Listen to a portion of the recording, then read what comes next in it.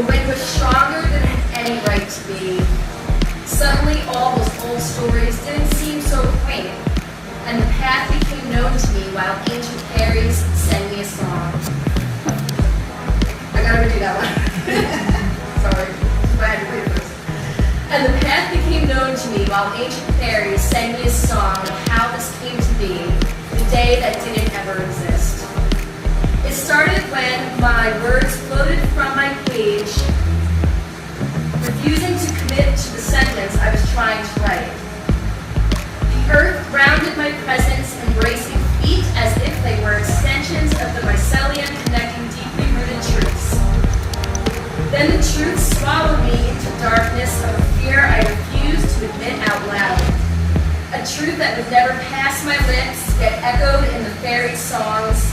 A truth that swallowed me whole and trapped me in a timeless time. Once unmoored from time as I found myself that day, I knew this new season was the exact right one for me. A season full of new experiences and ripe with possibility. One I cannot ignore. The rotten fruit at the bottom of my fridge. Delicious.